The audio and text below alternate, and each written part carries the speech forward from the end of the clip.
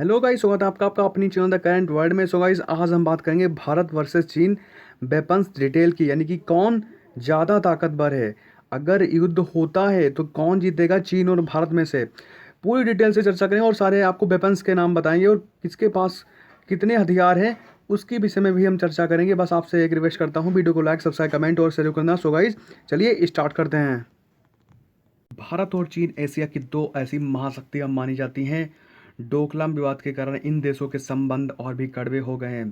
Bharat CPEC यानी कि China Pakistan economic corridor को लेकर के पहले से ही ऐतराज जता चुका है। चीन स्ट्रिंग्स ऑफ पल्स प्रोजेक्ट के जरिए भारत को उसकी सीमा के भीतर चारों ओर से घेरने की कोशिश कर रहा है, लेकिन चाइना की ऐसी कोई तरकीब जो है वो काम नहीं करेगी। जैसा कि हम लोग जानते हैं कि 1962 के युद्ध के बाद में हमारे भारत ने जो है कहीं ना कहीं चाइना से कड़ी शिकस्त जो है हासिल करी थी, यानी कि चाइना ने हमारे भारत को हरा दिया था। लेकिन अगर हम आज के भारत की बात करें तो भारत की आज आज के भारत की टक्कर में शायद कोई भी दुनिया का ऐसा देश नहीं होगा जो भारत से लड़ने के बारे में सोचेगा भी। भारत आज इतना शक्तिशाली हो चुका है कि अकेले ही, सिर्फ भारत अकेला पाक व चाइना से लड़ाई कर सकता है। महीनों तक पाकिस्तान और चाइना को शिकस्त भारत अकेले ही दे सकता है। हमारे भारत के सैनिक जो हैं पूरी तरीके से जज्बे वाले सैनिक हैं। जैसा कि हम लोग जानते हैं कि 1962 में जब लड़ाई हुई थी, हमारे देश के सैनिकों ने बड़े हौसले के साथ में चाइना को कहीं ना कहीं कई सारे सैनिकों को मार गिराया था। हमारे देश के अरुणाचल प्रदेश की बात करें, उस समय हमारे 100 सैनिकों ने चाइना के 2000 सैनिकों को मार गिराया था। यानी कि चाइना जो है डर गया था कि कहीं ना कहीं ये ऐसे सैनिक कौन से हैं जिन्हें जो बिना कुछ खाए इतनी वीरता से हमारे सैनिकों को जो है मार चुके हैं।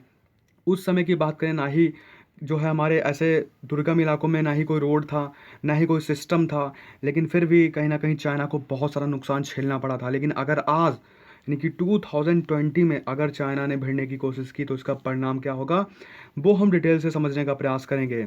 अगर हम चाइना के सैनिकों की बात करें तो उनके अंदर एक ये जो है निपुणता है। वो लोग क्या करते हैं, वो लोग चाइना के सैनिक जो हैं वो मरे हुए सैनिकों को सबों को खा लेते हैं। सांप, बिच्छू और पशु पक्षी वगैरह को वो खाने में पूरी तरीके से सक्षम होते हैं। उनके अंदर जो है जरा सी भी कोई ह्यूमैनिटी नाम की चीज़ नहीं होती है। लेकिन हमारे सैनिक ह्यूमैनिटी भी जानते हैं और ह्यूमैनिटी को जो है किस तरीके से हम जो है नष्ट कर सकते हैं उसको भी वो जानते हैं। कि जैसा कि हम लोग जानते हैं कि चाइना की सैनिक में मंगोल के भी सैनिक हैं। मंगोल के सैनिक काफ़ी खतरनाक माने जाते हैं, क्योंकि मंगोलिया चाइना के जस्ट ऊपर पड़ता है, तो मंगोल के सैनिक चाइना में शामिल है। चाइना की सेना में भारत के अगर ऊपर की बात करें तो भारत के ऊपर जब नादिर शाह और चंगेज़ खान ने आक्रमण किया था तो उनकी मुख्य ताकत उनकी सेना में मंगोल सैनिक थे। इनकी चाइना की सैनिक में जो है प्रॉब्लम ये है कि उसकी सेना में जो है मंगोल के सैनिक हैं। भारत के सैनिकों को पृथ्वी पर लड़े जाने वाली लड़ाइयों के लिए दुनिया का सर्वश्रेष्ठ सेनाओं में गिना जाता है। लेकिन अगर आज युद्ध होता है तो चाइना क्या हमारा भारत देश उनको हरा पाएगा। तो गाइज, अब हम बात करते हैं कंपटीशन की। कंप्राइज करेंगे अपनी सेना को चाइना की सेना से।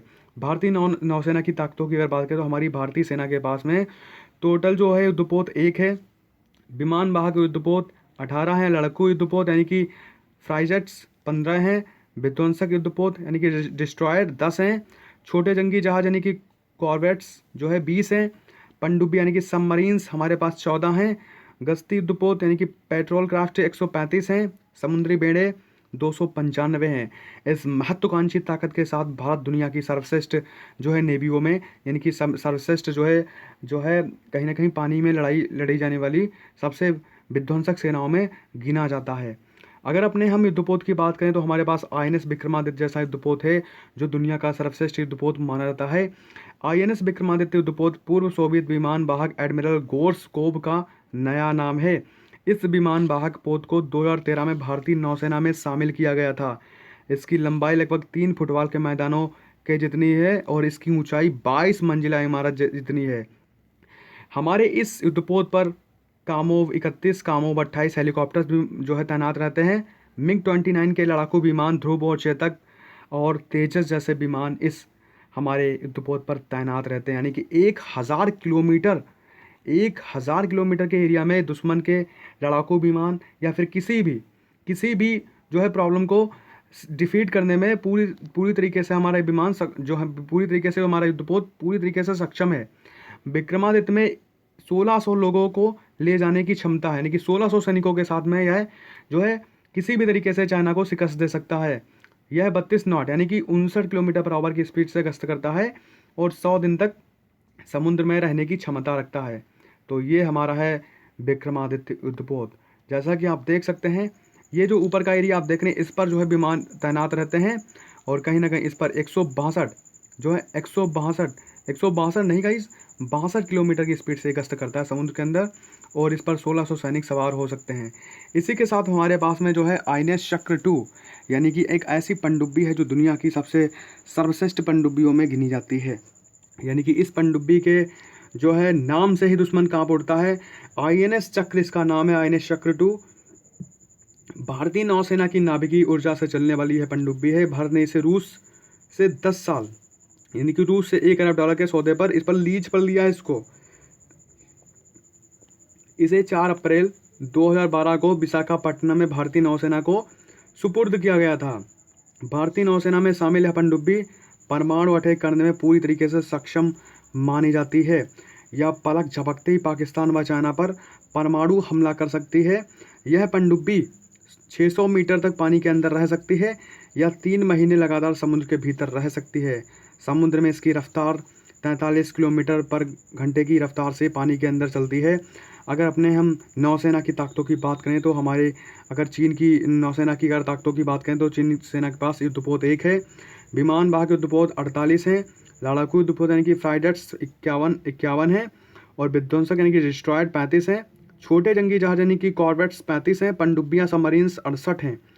पनडुब्बियों की बात करें तो पनडुब्बियाँ चाइना के पास में थोड़ी सी ज़्यादा हैं और हमारे पास लगभग 16 से 17 पनडुब्बियाँ हैं। ठीक है, पनडुब्बियों के मामले में चाइना जो है यहाँ पर इसको बढ़त हासिल है। गश्ती युद्धपोत यानी कि पेट्रोल क्राफ्ट से 220 है, समुद्री बेड़े 714 यानी कि कहीं ना कहीं थोड़ा सा 19-20 हमसे चाइना है। इतना आप याद रखना। भारत के सामने क्या चुनौतियाँ इसकी अगर हम बात करें तो भारत जो हमारी जो सेना है वो पहाड़ों पर लड़ाई लड़ने के लिए बहुत ही ज़्यादा सक्षम है। हमारे जो पैरा कमांडोज हैं वो कहीं ना कहीं पहाड़ों पर पूरी तरीके से लड़ने में सक्षम है। वो अकेले ही चाइना को शिकस्त देने में जो सक्षम हैं पूरी तरीके से। देखिए, अगर हम बात करें भारतीय सैनिकों की तो भारतीय हमारे जो सैनिक हैं वो लद्दाख में पहाड़ के ऊपर यानी कि चाइना नीचे बढ़ जाता है और हमारे सैनिक ऊपर। अब आप समझ सकते हैं कि ऊपर वाले जो सैनिक हैं वो आसानी से नीचे वाले सैनिकों को मार सकते हैं। तो हमारे भारतीय सैनिकों को ये बढ़त हासिल है, इसी लद्दाख पर चाइना को आने नहीं दिया जाता है। भारत की लड़ाई चीन की सेना से कई मोर्चों पर होगी।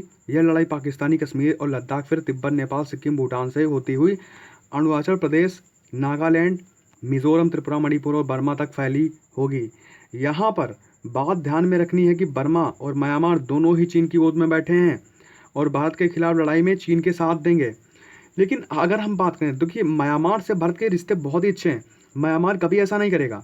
देखिए नेपाल ने अभी भारत के अगेंस्ट जाने की कोशिश की है। देखिए नेपाल जा ही नहीं सकता, नेपाल की 60% पॉपुलेशन भारत पर डिपेंड करती है। देखिए जो केपी ओली है नेपाल के पीएम, उनकी जो है कुर्सी जाने वाली है, आप जानते होंगे, आप अगर न्यूज़ देखते हैं तो समझ सकते हैं आप। और भारत की तरफ अमेरिका, रूस, Britain, France, Germany, Japan, Australia, इनके साथ में समझौते हैं कि भाई अगर हम दिक्कत में होंगे तो आप हमारी मदद करेंगे, समझौते हुए इनके। ठीक है, तो भारत की जो सेना है कहीं ना कहीं बढ़त हासिल करे हुए। भारत के पास में सबसे ज़्यादा, देखिए चाइना से बहुत ज़्यादा हमारे पास जो है कई सारे ऐसे हथियार हैं जो हम डिस्ट्रॉय कर सकते हैं चाइना को। ठीक है, पूरे हिमालय क्षेत्र में उसे जो है चाइना को लगता है कि वो जो है कहीं ना कहीं सबसे बेटर है। ठीक है, अगर हम भारत के पास करें, देखिए भारत के पास में कुल एक्टिव सेना 13.25 लाख हैं। इसके विपरीत चीन की कुल आर्मी में 23.35 लाख सैनिक हैं। देखिए सैनिकों को, देखिए सैनिक ज़्यादा होने से कुछ नहीं होता है। देखिए इजराइल जैसे है, इजराइल के चारों ओर 5 कंट्रियों ने उसको घिराव किया था और आप विश्वास नहीं करेंगे, जो है इजराइल टोटल इजराइल की जनसंख्या है 90 लाख जनसंख्या है टोटल इजराइल की, जिसमें से 1 लाख कुछ सैनिक हैं इजराइल की सेना में। 1 लाख कुछ सैनिकों ने अकेले 5 कंट्रियों को हरा दिया था। देखिए सैनिकों के ज़्यादा होने से कुछ नहीं होता है, आपके पास में ताकत कितनी है, जज्बा कितना है लड़ने का, वो मैटर करता है और वो भारतीय सेना के पास में बहुत ही ज़्यादा है। ठीक है, इतनी ही नहीं, चीन से लड़ाई अगर शुरू होती है तो पाकिस्तान भारत के खिलाफ अलग मोर्चा खोलेगा, ये तो सही बात है। देखिए ये गद्दार जो पाकिस्तान है वो हमेशा से भारत का अगेंस्ट रहता है, कहीं ना कहीं आतंकवादियों को भेजेगा, कहीं नक्सली कुछ मतलब सपोर्ट कुछ करता ही रहता है। लेकिन अगर भारत ने अटैक किया तो पाकिस्तान नक्शे से ही गायब हो जाएगा, ये मेरा मानना है। ठीक है, अगर हम बात करें आज, देखिए अगर आपको बताएं कूटनीतिक दृष्टि की, तो मोदी जी की जो हमारे प्राइम मिनिस्टर हैं माननीय नरेंद्र मोदी जी, उनकी कूटनीतिक जो दृष्टि है वो पूरे वर्ल्ड में फैली हुई है। इनके कई सारे देश के जो नेता हैं वो दोस्त हैं, जैसे कि डोनाल्ड ट्रंप, व्लादिमीर पुतिन। आज इन्होंने जो है फ़ोन किया हुआ है व्लादिमीर पुतिन को कि हमको 36 जो है फाइटर जेट शॉट चाहिए, तो जो रूस कहता है कि हम आपको देंगे तुरंत। ठीक है, S-400 2021 लास्ट तक आ जाएंगी, 2021 तक लास्ट तक आ जाएंगी। तो सारे देश मदद कर रहे हैं। ठीक है, आज हमारे प्राइम मिनिस्टर मोदी जी ने जो है लद्दाख का दौरा किया और उन्होंने सीधे तौर पर ये कहा कि अगर लड़ाई होती तो हम बिल्कुल छोड़ेंगे नहीं। उन्होंने सीधे चेतावनी दे दी और पूरी खुली छूट दे रखी सेना को। चाइना जानता कि अगर हम लड़ाई करेंगे तो पक्का बहुत ज़्यादा नुकसान झेलना पड़ेगा। ठीक है, और जो चाइना है कहीं ना कहीं एक जो है गलियारा निकालने की कोशिश कर रहा है पीओके से, लेकिन भारत इसको नहीं करने देगा। ठीक है, क्योंकि पाकिस्तान ऑक्युपाइड कश्मीर, पाकिस्तान के कब्जे वाला कश्मीर। ठीक है, तो भारत कभी भी ऐसा नहीं होने देगा, भारत पीओके को हासिल कर लेगा। ये बात कई सारे हमारे जो है कई सारे हमारे नेताओं ने जो है बात कही है। अगर हम बात करें अपनी एयरफोर्स की, तो एयरफोर्स जो है, एयरफोर्स हमारी बहुत अच्छी है। हमारे पास सच में ऐसे ऐसे फाइटर जेट्स हैं जो चाइना को पूरी तरीके से तबाह कर सकते हैं, बीजिंग को पूरा तबाह कर सकते हैं। ठीक है, भारतीय वायुसेना की ताकत की बात करें तो फिलहाल हमें चीन पर जो है बहुत सारी बढ़त हासिल है। चीन के विमान ऊंचाई वाले एयरबेस से उड़ान भरेंगे जो कम ईंधन और हथियार लेकर उड़ सकेंगे। चीन के पास हवा में ईंधन भरने वाले विमान नहीं हैं। ठीक है, लेकिन हमारे पास ऐसा है जैसे कि हमारा सुखोई MK-30I हो गया। ठीक है, अगर हम अपने भारतीय सैनिकों की बात करें तो देखिए अगर हम चाइना की बात करें तो उसमें क्या है, उसमें से आधे अगले 9 सालों में रिटायर। देखिए अगर अपने हम भारत देश की बात करें तो भारतीयों की जो भारत में जो मान लीजिए स्क्वाड्रन की बात करें तो भारत के पास में टोटल जो है 35 फाइटर स्क्वाड्रन हैं, लेकिन हमको ज़रूरत है 45 स्क्वाड्रन की। तो लेकिन अब हुआ क्या है, टोटल 42 स्क्वाड्रन हो गई हैं, लेकिन काफ़ी सारे रिटायर हो गई हैं स्क्वाड्रन, ये मतलब दिक्कत है। ठीक है गाइस, संसद की स्थायी समिति की हालिया जो रिपोर्ट आई है उस पर विश्वास करें तो इस वक्त वायुसेना की सही ताकत 25 स्क्वाड्रन तक सिमट गई है। इन 25 स्क्वाड्रन में से 14 के पास में MiG-27 और MiG-21 लड़ाकू विमान है। ये विमान 2015 से 2024 तक रिटायर भी होंगे, ये चिंता की बात है, लेकिन इस पर विचार कर लिया गया है। राफेल इसीलिए आ रहे हैं। ठीक है, राफेल इसीलिए आ गए हैं, 4 राफेल तो हमारे पास आ चुके हैं। ठीक है, 2024 तक भारतीय वायुसेना की ताकत 11 स्क्वाड्रन तक सिमट कर रह जाएगी, लेकिन इस पर विचार किया जा रहा है, इसलिए रूस से 36 विमान मंगाए गए हैं। ठीक है गाइस, भारतीय वायुसेना चीन से बहुत ज़्यादा बेटर है।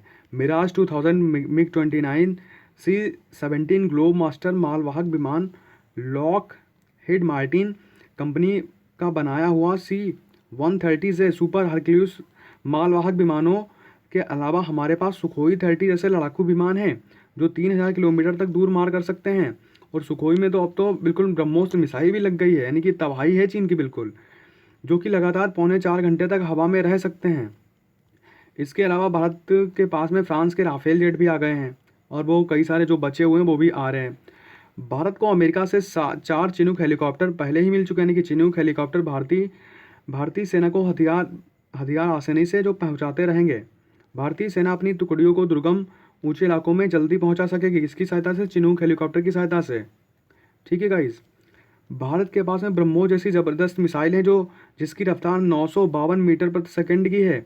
इसके आगे दुश्मन के रडार भी फेल हो जाते हैं, और अगर 30 किलोमीटर के दायरे में दुश्मन का रडार इनका पता भी लगा देगा, तब तक तो क्या होगी, देर हो जाएगी, तब तक ये हमारी मिसाइल इनको ध्वस्त कर डालेगी।